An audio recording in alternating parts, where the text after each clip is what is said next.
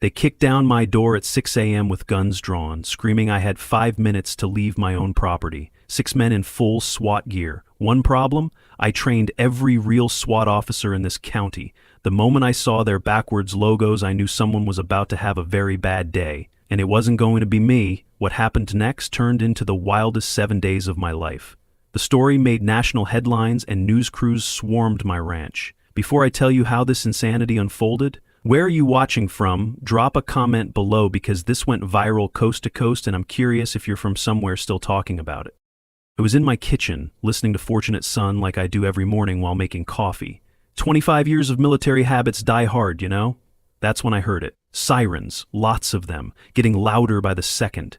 Through my security cameras, I counted 6 vehicles with flashing lights pulling up my driveway.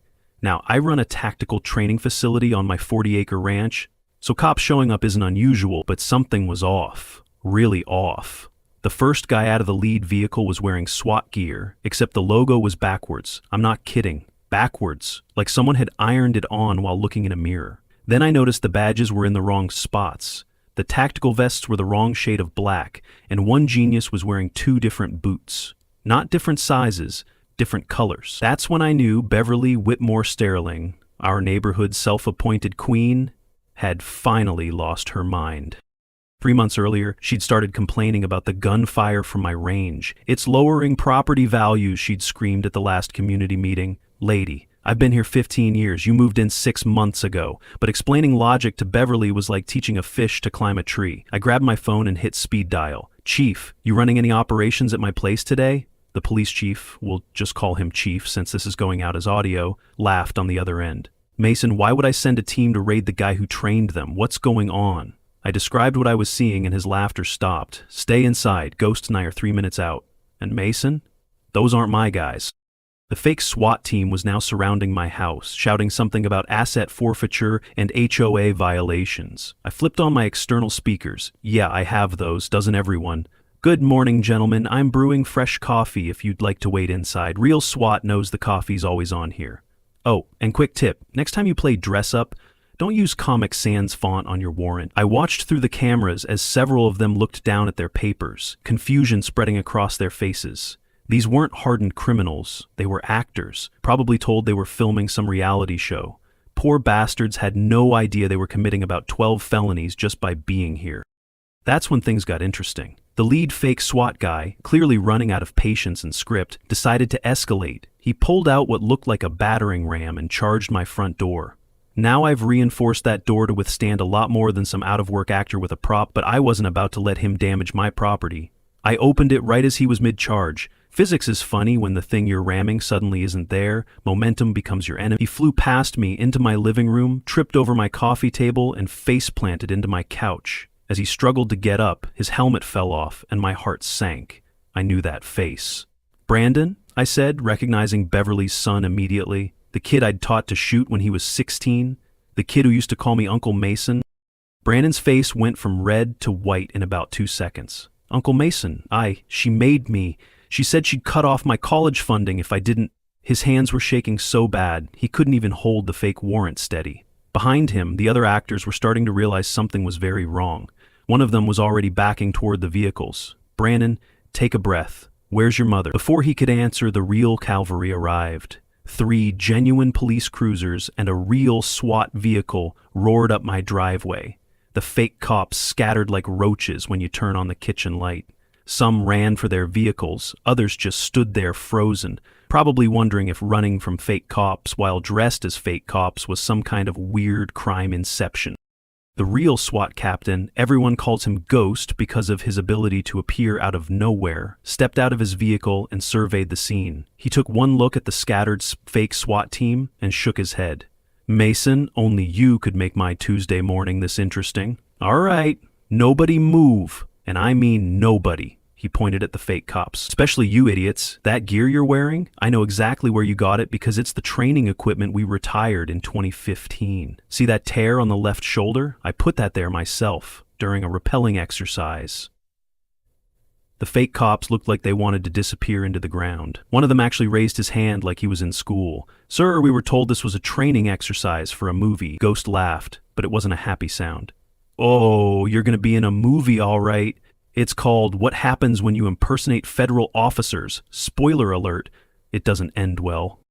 Just as Ghost was reading the fake cops their actual rights, a white Bentley screeched into my driveway like it was auditioning for a luxury car commercial. Out stepped Beverly Whitmore-Sterling, wearing a business suit that probably costs more than most people's monthly mortgage and carrying a folder thick with what I assumed were more fake documents. This woman had champagne taste on a beer budget mentality. She'd inherited money from 3 ex-husbands and thought cash could solve any problem. "Don't arrest them," she shrieked, waving her papers like they were magic wands. "I have legal documentation. This property is in violation of HOA regulations and subject to immediate forfeiture." The chief stepped forward, and I could see him trying not to laugh. "Ma'am, this property isn't even in your HOA jurisdiction. It never has been." But Beverly wasn't listening. She never did. Let me back up 6 months to explain how we got here. Beverly had moved into Willowbrook Estates, the fancy development next to my ranch, and immediately ran for HOA president. She won by promising to clean up the neighborhood, which apparently meant getting rid of anything she personally found distasteful. Top of her list? My tactical training facility. Never mind that I'd been here since before Willowbrook was even built. Never mind that half the cops in 3 counties had trained here. Never mind that my property taxes probably paid for the road she drove in on. No, Beverly had a vision, and that vision involved turning my ranch into 20 more McMansions. She'd even had an appraiser out. Thought I didn't notice. But not much happens on 40 acres that I don't know about. $10 million profit minimum. That's what was driving this whole circus.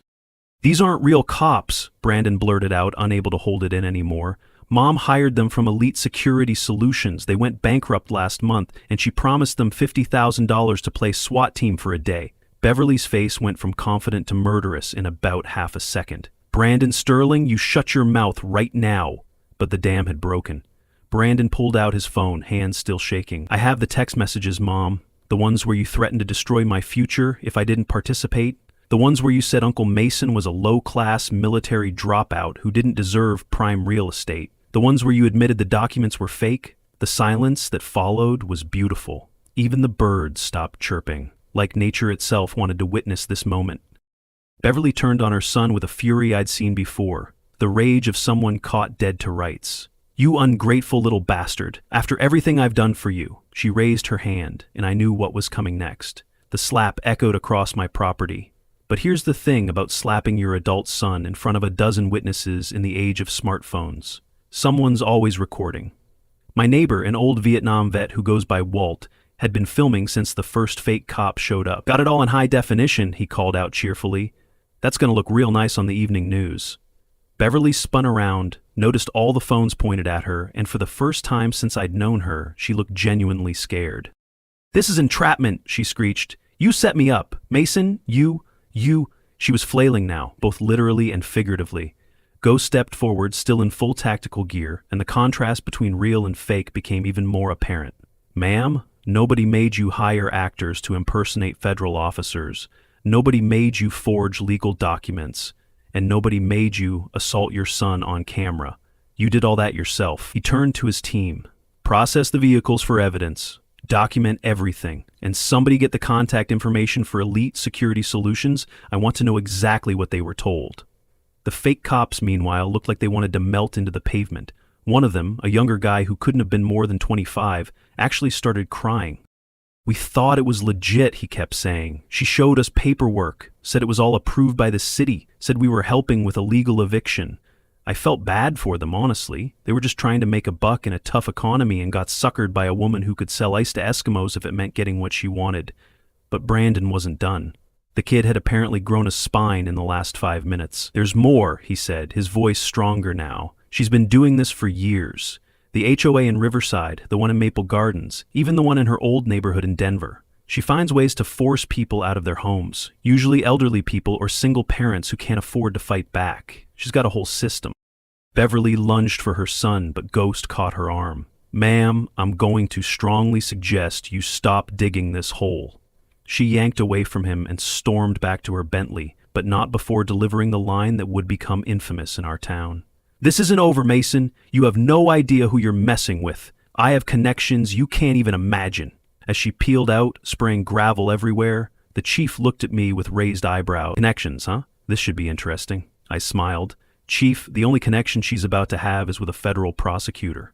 He laughed, but Brandon didn't. The kid looked at me with tears in his eyes. Uncle Mason, I'm sorry. I'm so sorry. She said if I didn't help, she'd ruin my career before it even started. She knows people at the law firms where I've been applying. I put my hand on his shoulder. Brandon, you did the right thing in the end. That takes guts. Now, how about you help us make sure she never does this to anyone else? The next morning, I was enjoying my coffee in peace when my lawyer walked in. Now, I don't have just any lawyer. I have Harrison Knox, a former student of mine who went from SWAT to law school and now runs one of the best firms in the state. He was carrying a box that looked heavy enough to require a forklift. Mason, you're not going to believe what we found. He set the box on my kitchen table with a thud. Remember 3 months ago when you called me about Beverly's harassment? Well, I did some digging. This woman has a paper trail longer than a CVS receipt. He pulled out folder after folder, each one labeled with a different address. 15 properties in 6 states over the last 8 years. Every single one followed the same pattern. She moves in, becomes HOA president, targets a property she wants, and forces the owner out through quasi-legal harassment. But here's where it gets interesting, he continued, pulling out a specific folder. She's never actually won a legitimate court case. Every single victory came from people who couldn't afford to fight or were too intimidated to try. The moment someone pushed back with real legal representation, she folded faster than a lawn chair in a hurricane. He spread out some of Beverly's supposed legal documents on the table. Look at these. She's been using the same template for years, just changing the names and addresses. The fake judge signature, it's a font.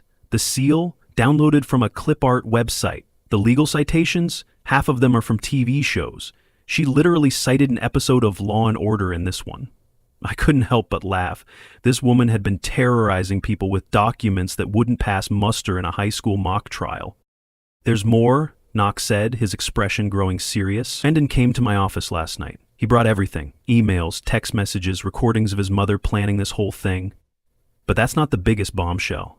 You know how she affords that Bentley and those lawsuits? She's been embezzling from every HOA she's ever run. We're talking about $200,000 just from Willowbrook in the last 6 months. The woman set up a fake landscaping company, approved payments to it, and funneled the money straight into her personal accounts. I whistled low. That's federal territory. Knox nodded. Which is why I've already been in touch with the FBI. Turns out they've had their eye on her for a while. Your situation just gave them the probable cause they needed to move forward. As if on cue, my phone rang. It was the chief. Mason, you need to turn on the news. The local news. Beverly's having a meltdown on live TV. I flipped on the television to see Beverly standing outside the news station surrounded by reporters. She was in full performance mode, claiming I was running a paramilitary training camp and that she was afraid for the safety of the community. The reporters seemed skeptical, especially when she couldn't provide any actual evidence beyond her wild accusations. Then one of them asked the question that changed everything. Mrs. Sterling, is it true that you hired actors to impersonate SWAT officers? Beverly's face went through about 6 different expressions before settling on indignant rage. That's a lie, spread by Mason Hawthorne and his gang of thugs. Then how do you explain this video? The reporter held up a tablet showing Walt's footage from yesterday. There was Beverly, clear as day, shouting at the fake cops not to get arrested because she had legal documentation. The feed cut to Brandon's interview from earlier that morning. My mother has been planning this for months. She showed me the fake documents herself. She even bragged about how easy it was to fool people with official-looking papers. I have recordings of her saying, and I quote, "Nobody ever checks if the seal is real. They see an official document and panic."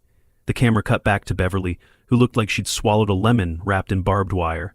My son is clearly having a mental breakdown. He's been under a lot of stress from law school, but the reporters weren't buying it. They pressed harder, asking about the HOA funds, about her history in other neighborhoods, about the Elite Security Solutions connection. That's when Beverly made her second biggest mistake of the week. She snapped. You want to know the truth? Fine. Yes, I hired them. Yes, I made the documents. But it's not illegal if the property should have been under HOA jurisdiction anyway. Mason Hawthorne has been a blight on this community since day one. Do you know how much property values would increase if his ugly ranch was turned into beautiful homes? $10 million. That's what he's costing every homeowner in Willowbrook. The reporters went silent for a moment, probably not believing she'd just confessed on live television. Then they all started shouting questions at once. Beverly, realizing what she'd done, tried to backtrack. "That's not what I meant. You're twisting my words. This is harassment. I'll sue every one of you."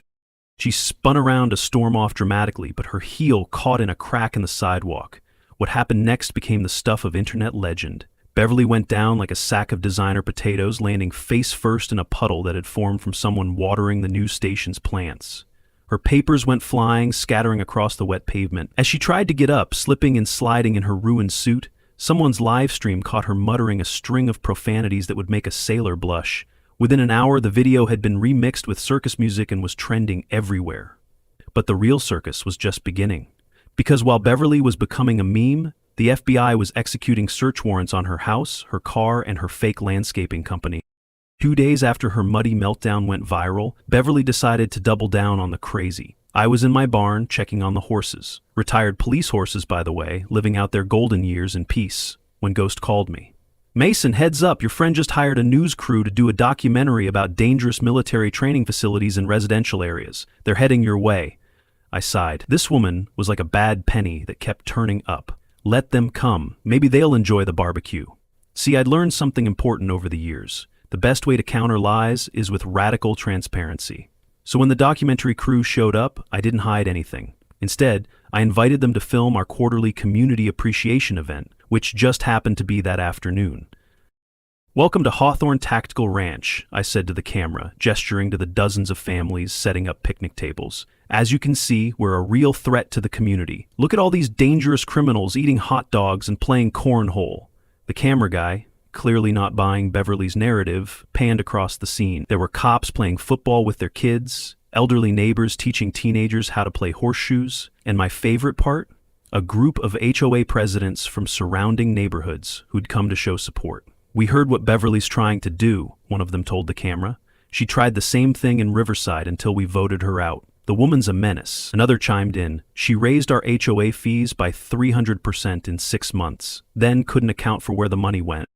But the real showstopper was when 23 active and retired law enforcement officers lined up to speak on camera. One by one, they told stories about how training at my facility had saved their lives or helped them save others. "Mason taught me the de-escalation technique that prevented a suicide last month," one officer said. Another added, "The tactical medical training I got here helped me save a kid who'd been shot. Without this place, that child would be dead." The documentary crew was eating it up, but not in the way Beverly had hoped. The director pulled me aside. "Mr. Hawthorne, I have to be honest. Ms. Sterling paid us to make you look bad, but everything we're seeing here is the opposite. Would you be willing to do an actual documentary about the positive impact of proper law enforcement training?" I agreed, on one condition. They had to include Beverly's attempted hit piece as part of the story.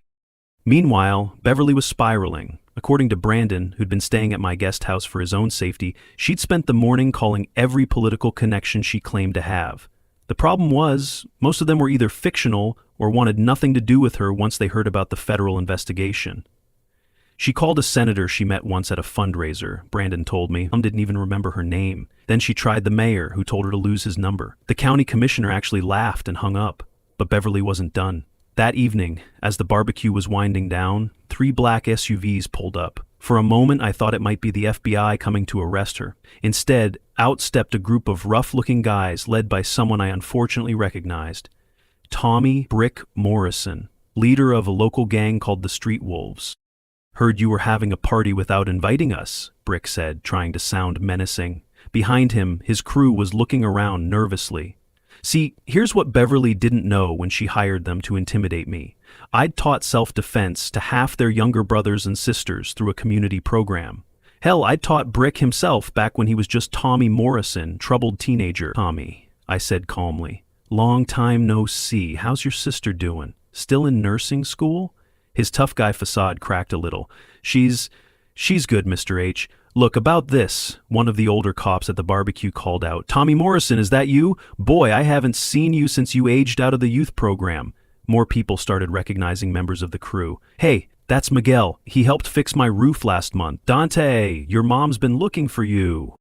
The whole intimidation attempt dissolved into something like a weird family reunion. Brick pulled me aside, looking embarrassed. "Mr. H, that crazy lady in the Bentley paid us $5,000 to come mess with your party. We didn't know it was you till we got here. Man, I'm sorry." You want us to give the money back? I thought for a moment. Keep it. But do me a favor, write out exactly what she hired you to do. Get your boys to sign it as witnesses. He looked relieved. You got it. And Mr. H, that defense move you taught me when I was 15, used it last month when someone tried to jump me. Probably saved my life. As the street wolves left after grabbing plates of barbecue to go, I noticed the documentary crew had filmed the entire encounter. The director was grinning. This is gold. Absolute gold. But Beverly had one more play that night. Around 10 p.m., after everyone had gone home, she showed up at my gate with two people in suits who looked like they'd stepped out of a law firm commercial. Mr. Hawthorne, one of them announced, "We're from the IRS. We're here to conduct an emergency audit of your business." I almost laughed. At 10 p.m.? On a Saturday? Let me see your identification. They handed over badges that looked about as real as Beverly's legal document. I pulled out my phone and dialed a number I knew by heart. Agent Williams? Yeah, it's Mason Hawthorne. Quick question. Does the IRS do emergency audits at 10 p.m. on weekends? I put it on speaker so everyone could hear the response. What? No, of course not. Is someone claiming to be from our office? I smiled at the fake agents. Would you like to explain to the real IRS why you're impersonating federal agents? They scattered like cockroaches, leaving Beverly standing at my gate, shaking with rage. You think you're so smart, she hissed. But I know things about you, Mason. Things that will destroy you. I leaned against the gate, genuinely curious. Oh, really? Like what? She smiled, that crazy smile that meant she thought she had an ace up her sleeve, like how you were dishonorably discharged, like how you abused your position to steal from the government, like how you're not even a real American citizen. I couldn't help it. I burst out laughing. Beverly, I retired with full honors. My service record is public, and I was born in Detroit. You can find my birth announcement in the newspaper archives. Her smile faltered. That's not what my investigator said. What investigator? I asked. She pulled out her phone, scrolled through it, then her face went white. He's not answering. Let me guess, I said. You paid him in advance? Her silence was answer enough. As she drove away, Walt stepped out from behind a tree, camera in hand. Got the whole thing, he said cheerfully, including her license plate running over your flower bed. The next morning, Beverly's world started collapsing faster than a house of cards in a tornado. I was having breakfast with Brandon when the news broke. The FBI had frozen all her assets pending investigation. She's losing it, Brandon said, showing me texts from his mother. They were barely coherent, full of threats and demands that he somehow fix everything. She keeps saying she has powerful friends who will destroy you. But Mason, I've seen her contact list. Her powerful friends are mostly people she met once at parties who gave her fake numbers. The kid looked exhausted, and I felt for him. It's not easy watching your parents self-destruct, even when they brought it on themselves. Brandon, whatever happens, this isn't your fault. You did the right thing. He nodded, but I could see the weight on his shoulders. That afternoon, things got interesting. An FBI agent named Rodriguez showed up at my door. Turns out he was another former student. Mason, good to see you again, though I wish it were under better circumstances. We've been building a case against Beverly Sterling for 2 years. Your situation just gave us the final pieces we needed. He laid out what they'd found, and it was worse than I'd imagined. She's been running this scam in 7 states. We've identified 32 victims so far, mostly elderly homeowners or single parents. Total theft, over $2 million. And that's just what we can prove. The scope of it was staggering. Beverly wasn't just a neighborhood bully, she was a professional predator who'd turned HOA positions into a criminal enterprise. But here's the kicker, Rodriguez continued. She made one fatal mistake. She used the same bank account for all of it. Every fake company, every embezzled payment, every bribe, it all went through one account that she thought was untraceable. Spoiler alert, it wasn't. He showed me a chart that looked like a spiderweb of financial crimes. We've got her dead to rights, but she doesn't know it yet. We're letting her think she still has room to maneuver. People like her always make more mistakes when they're desperate. As if to prove his point, my phone rang. It was the chief. Mason, you're not going to believe this. Beverly just tried to hire off-duty officers to serve a fake eviction notice on you, except she called our department directly to do it. I put him on speaker so Rodriguez could hear. She what? The chief was laughing. I'm not kidding. She called the non-emergency line and asked how much it would cost to hire officers for a special security detail. When the dispatcher asked for details, she said she needed them to evict a dangerous militant who was threatening the community. Rodriguez shook his head. This woman really doesn't learn, does she? The chief continued. Oh, it gets better. When the dispatcher explained we don't do private evictions, Beverly demanded to speak to the manager and said she'd have everyone fired. The dispatcher put her on hold and called me directly. I've got the whole recording. We listened to the call and it was pure gold. Beverly went from sweet-talking to threatening to outright bribing in the span of 10 minutes. At one point, she actually said, "I'll pay double your salary if you just do what I tell you." The dispatcher, bless her heart, stayed completely professional while letting Beverly dig her own grave. "Ma'am, are you attempting to bribe a law enforcement officer?"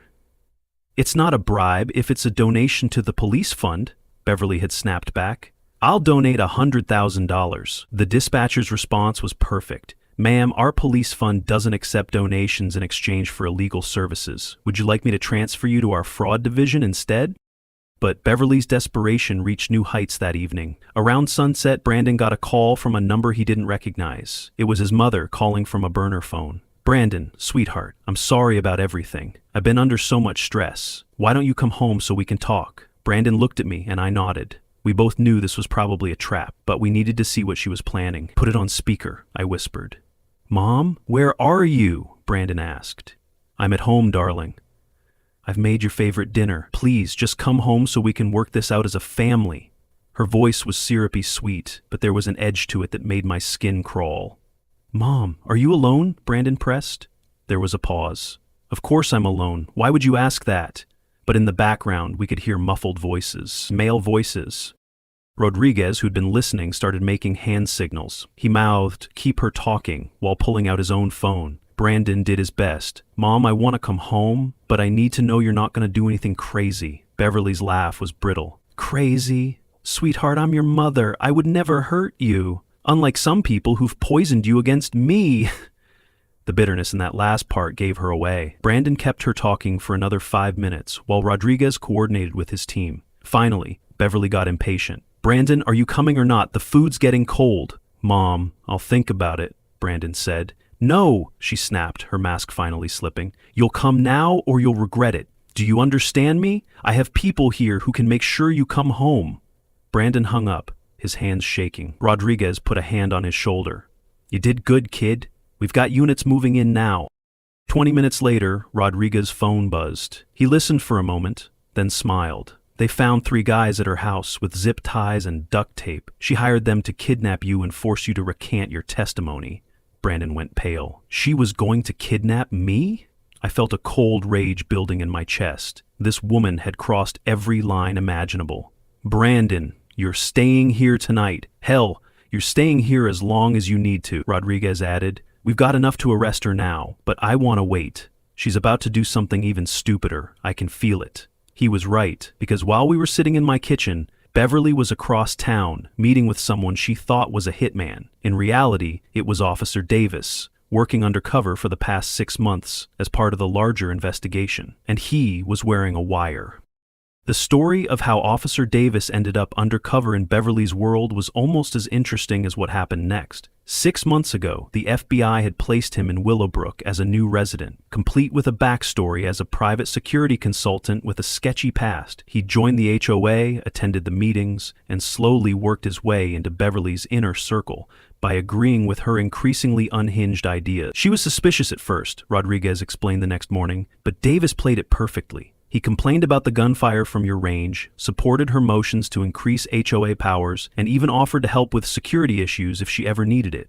The long game had paid off spectacularly. Beverly thought she'd found the perfect ally, someone with just enough criminal connections to help her but not enough scruples to ask questions. The meeting between Beverly and Davis took place at a closed restaurant she'd rented for privacy. Davis had recorded everything, and listening to it was like hearing someone plan their own destruction in real time. "I need someone eliminated," Beverly had said without preamble, "permanently. I can pay $100,000. Davis, playing his role, had stayed cool. "That's a serious request, lady. You sure about this? Mason Hawthorne destroyed my life," she'd hissed. "He turned my son against me, ruined my reputation, and cost me millions. I want him gone." The venom in her voice was chilling. This wasn't just anger, it was pure hatred. Davis had pushed for details, getting her to explicitly state what she wanted done, when she wanted it done, and how she planned to pay. She'd laid out everything, including her plan to make it look like a training accident at my facility. The beautiful irony, Rodriguez said, is that she picked Davis because she'd seen him at your barbecue. She thought he was casing the place for criminal opportunities. In reality, he was there because you'd invited all the neighbors, and he needed to maintain his cover. But Beverly wasn't done with just the hitman plan. While she thought she was arranging my death, she was also working on a backup plan involving fake IRS documents. Except this time, she'd gone all out. Through Brandon's inside information, we learned she'd spent $30,000 on a complete set of forged federal documents, including fake audit results showing I owed $3 million in back taxes. Her plan was to file them with the actual IRS and hope the bureaucratic confusion would at least freeze my assets long enough for her to force a sale. The morning of her arrest was almost anticlimactic. She'd arranged to meet Davis again to hand over the first payment, $50,000 in cash, that she'd somehow scraped together by selling jewelry. The meeting was set for a park near my ranch, probably so she could drive by and gloat one last time. I watched from my porch as the surveillance teams got into position. Ghost was running the tactical side, and he'd brought enough firepower to stop a small army. Probably overkill, he'd said, but with this woman you never know. At exactly 9 a.m., Beverly's Bentley pulled into the park. She was wearing sunglasses and a ridiculous disguise that made her look like a soccer mom trying to cosplay as a spy. Davis was already there, sitting on a bench and feeding ducks, like he didn't have a care in the world. The exchange itself was textbook. Beverly sat down, made small talk about the weather, then slid a bag across the bench. "Half now, half when it's done," she said. Davis nodded, stood up, and gave the signal. In seconds, federal agents swarmed from every direction. Beverly tried to run, but in her designer heels, she didn't get far. The last thing she screamed before they put her in the car was, "This is entrapment! Mason set me up! I'll sue everyone!" But the best part came later. While Beverly was being processed, the FBI executed search warrants on her house. What they found was beyond anyone's imagination. The garage had been converted into a full document forgery operation. Professional printers, laminating machines, official seals from a dozen different agencies, and boxes upon boxes of fake letterhead. But that wasn't all. They found detailed files on every person she'd ever targeted, including psychological profiles, financial information, and step-by-step plans for forcing them out of their homes. It's like she was running a criminal enterprise with the organization of a Fortune 500 company, Rodriguez told me. She had spreadsheets tracking her victims, profit projections for each property, even a rating system for how difficult each target would be. They also found something that explained a lot: prescription bottles for various medications, many of which she wasn't supposed to be mixing. According to the labels, she was seeing 5 different doctors and none of them knew about the others. It didn't excuse her behavior, but it did explain why she'd spiraled so hard so fast. Brandon took the news of his mother's arrest hard, despite everything. We sat on my porch that evening, watching the sunset. "I keep thinking I should have done something sooner," he said. "Maybe if I'd stood up to her years ago." So I stopped him right there. "Brandon, your mother made her choices. You're not responsible for them. You did the right thing when it mattered most." The media coverage was intense. Every news outlet wanted the story of the HOA president who'd hired fake cops and a real hitman. Walt's videos were licensed by major networks, and suddenly my quiet ranch was famous. But fame wasn't what I wanted. I just wanted my peace back. That's when Ghost had an idea. "You know what would really put a bow on this whole thing?" he said. "Buy Willowbrook Estates." I laughed, thinking he was joking. He wasn't. "I'm serious. The property management company's looking to sell. They're tired of the drama. You buy it, dissolve the HOA, and give everyone their freedom back." It was crazy. It was also brilliant. I made some calls, liquidated some investments, and 2 weeks after Beverly's arrest, I owned 51% of the company that managed Willowbrook Estates. The first HOA meeting under new management was standing room only. Residents who'd been terrorized by Beverly for months came to see what would happen next. I kept it simple. Effective immediately, the Willowbrook Estates Homeowners Association is dissolved. You own your homes. Paint them whatever color you want. Plant whatever flowers you like. Live your lives without fear of some petty tyrant measuring your grass with a ruler. The cheer that went up could probably be heard 3 counties over. People were crying, hugging, celebrating, like they'd been freed from prison. Which, in a way, they had. One elderly woman came up to me afterward with tears in her eyes. She tried to force me out because my rose garden was the wrong shade of pink. "Thank you for giving us our neighborhood back." As the residents filed out, chatting excitedly about their newfound freedom, I noticed Brandon standing at the back of the room. He gave me a small smile and a nod, then walked out into the night. The kid was going to be okay. The trial of Beverly Whitmore-Sterling was the most watched event in county history. The courthouse was packed every day with her victims, curious locals, and media from around the country. I attended every session, partly to support Brandon and partly to make sure she saw my face. Beverly had hired the most expensive lawyer she could no longer afford, a slick-talking guy who tried every trick in the book. But it's hard to defend someone when the evidence includes videos of them hiring hitmen, boxes of forged documents with their fingerprints all over them, and a paper trail of embezzlement that a first-year accounting student could follow. The prosecutor, a no-nonsense woman named Sarah Chen, methodically destroyed every defense argument.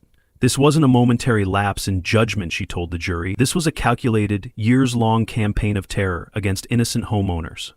The parade of witnesses was damning. Elderly residents testified about being driven from homes they'd lived in for decades. Single parents talked about the stress of fighting fake violations while trying to raise their kids. One man broke down crying as he described how Beverly had forced his family into bankruptcy with fraudulent fines. But the most powerful testimony came from Brandon. He took the stand on day 3, and you could hear a pin drop in that courtroom. "My mother taught me that winning was everything," he said, his voice steady despite the emotion. "She said losers were people who didn't have the courage to take what they wanted. For years I believed her. I watched her destroy people and told myself it was just business. But when she pointed that weapon at Uncle Mason, when she tried to take away the one person who'd shown me what real strength looks like, I couldn't do it anymore." Beverly tried to maintain her composure during his testimony, but you could see the cracks showing. When Brandon described finding her forgery workshop years ago and being told to keep quiet or lose his inheritance, she actually stood up and shouted, "You ungrateful little bastard, I gave you everything." The judge threatened her with contempt, and her lawyer physically pulled her back into her seat. The prosecution then played the recordings of Beverly hiring Davis to kill me. The courtroom gasped when they heard her cold, calculated voice saying, "Make it look like an accident. He's always playing with guns anyway." Her lawyer tried to argue entrapment, but the judge shut that down fast. The defendant sought out someone she believed to be a criminal and explicitly asked them to commit murder. That's not entrapment, that's attempted murder for hire. When it came time for Beverly to testify in her own defense, her lawyer tried to stop her, but she insisted, probably thinking she could charm her way out of it like she'd done so many times before. It was a disaster. She alternated between playing the victim and threatening everyone in the courtroom. At one point, she looked directly at me and said, "This is all his fault. If he'd just sold me the property, none of this would have happened." The prosecutor pounced. "So you're saying you committed multiple felonies because Mr. Hawthorne wouldn't sell you his land?" Beverly realized her mistake and tried to backtrack, but it was too late. She'd essentially confessed on the stand. By the time she finished testifying, even her own lawyer looked like he wanted to be anywhere else. The jury deliberated for exactly 47 minutes. Guilty on all counts, 23 separate felonies including attempted murder for hire, racketeering, embezzlement, fraud, and impersonating federal officers. The judge, a stern man who'd seen it all in 30 years on the bench, looked disgusted as he delivered the sentence. "Mrs. Sterling, you used positions of trust to terrorize innocent people for personal gain. You corrupted civic institutions meant to build communities and turned them into weapons of extortion. When your schemes failed, you tried to have a man murdered. I sentence you to 25 years in federal prison with the possibility of parole after 15. You are also ordered to pay restitution to all of your victims, totaling $3.7 million. Beverly collapsed. Her lawyer had to physically hold her up as the bailiffs approached with handcuffs. But she had one last card to play. As they led her away, she turned to the gallery and screamed, "I know things. I have information about corruption in this county that goes all the way to the top. I'll trade it for a reduced sentence." The prosecutor just smiled. "Mrs. Sterling, we've reviewed all of your files. Your information consists of gossip, speculation, and outright fiction. No deals." As they dragged her out, still screaming about conspiracies and frame jobs, I felt empty. Not satisfied, not vindicated, just empty. This woman had destroyed her own life and traumatized dozens of families for what? Money she'd never get to spend? Power that evaporated the moment people stood up to her? It was such a waste. Outside the courthouse, Brandon was waiting for me. He looked older than his 28 years, worn down by the trial and everything that led to it. "It's over," he said, But he didn't sound relieved. Brandon, you need to know something, I told him. Your mother made her choices, but that doesn't define who you are. You stood up when it mattered. You chose justice over family loyalty. That takes a kind of courage most people never have to find. He nodded, tears in his eyes. I know. I keep thinking about when I was little, before she became this. She used to be different. Or maybe I just didn't see it. We stood there for a while, watching the media pack up their equipment. Tomorrow, Beverly would be old news, replaced by some other scandal. But the damage she'd done would take years to fully heal. Come on, I said finally. Let's go home. The horses miss you. As we drove back to the ranch, past the Willowbrook Estates sign that now read, a free community, I thought about how differently this could have all ended. If Beverly had just left well enough alone, she'd be in her Bentley right now, probably planning her next scheme. Instead, she was in federal custody, her empire of lies collapsed, her son estranged, her future destroyed, all because she couldn't accept that some things weren't for sale. 6 months after Beverly's sentencing, life had mostly returned to normal at the ranch. The media circus was long gone, replaced by the usual rhythm of training sessions and community events. Brandon had passed the bar exam and started working at Knox's firm, specializing in helping victims of HOA abuse. It felt like we could finally put the whole mess behind us. Then I got a letter from the federal prison where Beverly was serving her time. I almost threw it away unopened, but curiosity won. Inside was a single sheet of paper with 5 words.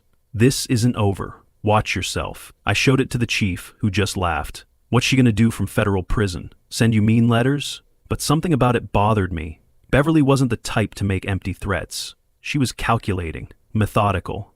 If she said it wasn't over, she had something planned. The answer came 2 weeks later when Davis called me. Mason, we might have a problem. Beverly's been making friends in prison. Specifically, she's gotten close to Maria Santos. The name didn't mean anything to me, but Davis filled me in. Santos ran a multi-state fraud ring before we caught her. She's got connections on the outside, people who owe her favors. And get this, Beverly's been putting money in Santos's commissary account. A lot of money. Where's she getting money? I asked. She's supposed to be broke, Davis sighed. That's the thing. We traced the deposits back to an offshore account we didn't know about. She had a backup plan for her backup plan. There's about $200,000 in there, and she's been using it to buy protection and favors. This woman was like a cockroach. Just when you thought you'd gotten rid of her, she popped up again. Sure enough, a week later, strange things started happening. My mail was going missing. Someone kept calling in false noise complaints about the ranch. Health inspectors showed up claiming they'd received reports of unsanitary conditions. Each incident was minor, but together they painted a picture. Beverly was orchestrating a harassment campaign from behind bars. It's like she's running a criminal enterprise from her cell, Brandon said when I told him. He looked tired.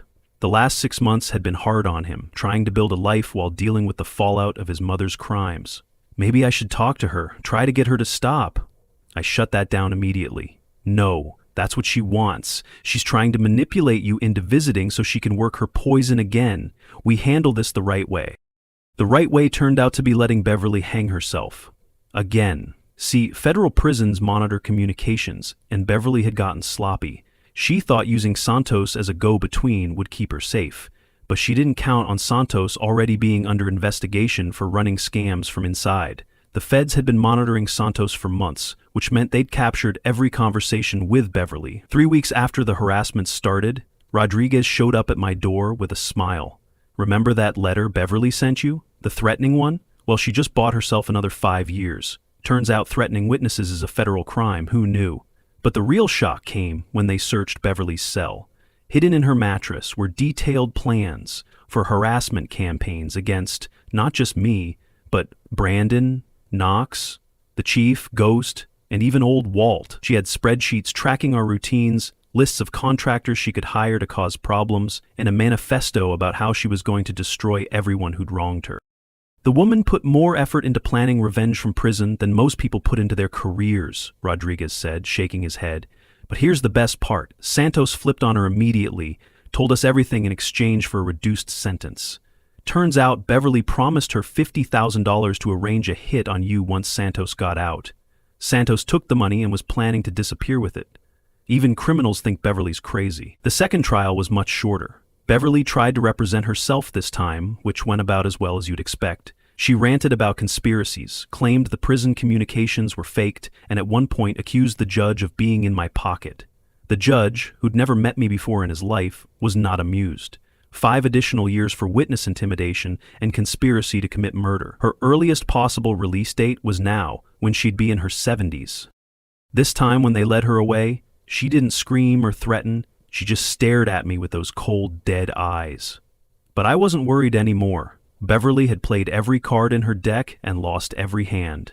Her money was gone, her connections were burned, and even her fellow inmates wanted nothing to do with her. She'd isolated herself so completely that she'd spend the next 2 decades with no one to manipulate but herself. Brandon and I went to lunch after the sentencing. He was doing better, seeing a therapist, building healthy relationships. "You know what the funny thing is," he said. "She always told me that power was about making people fear you. But look at you. People respect you because you protect them. That's real power." A month later, I got one last letter from Beverly. This time, it was different. No threats, no anger, just a single question. Was it worth it? I thought about that for a long time. Was it worth the stress, the danger, the complete disruption of my quiet life? Then I looked out my window at Willowbrook Estates, where kids were playing in yards without fear of HOA violations, where elderly residents were tending gardens they'd been forbidden to plant, where people were living free from the tyranny of a petty dictator. Yeah, it was worth it. I wrote back one word, yes. I never heard from her again. The ranch is peaceful now. We still run training sessions, still host community barbecues, still give those retired police horses the best life possible. Brandon stops by every week, sometimes to help with the horses, sometimes just to talk. He's prosecuting his first HOA abuse case next month, carrying on the fight in his own way. Old Walt still patrols the neighborhood with his camera, but now he's documenting birthday parties and block celebrations instead of crimes. The Willowbrook residents elected a new board, not an HOA, just a community organization focused on organizing events and maintaining the common areas. No fines, no violations, no forced compliance. Just neighbors helping neighbors. Sometimes I think about Beverly, alone in her cell, surrounded by the consequences of her choice, but mostly I don't think about her at all. She's exactly where she belongs, and the rest of us are free to live our lives. That's justice enough for me. And if you're wondering whether this could happen in your neighborhood, remember this.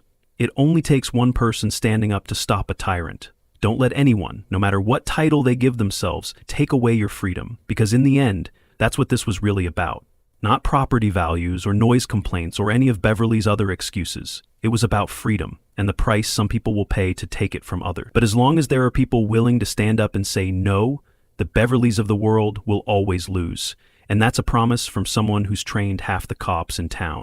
Another day, another ridiculous situation. BD Stories delivers again. Don't forget to like and follow us for more juicy chaos.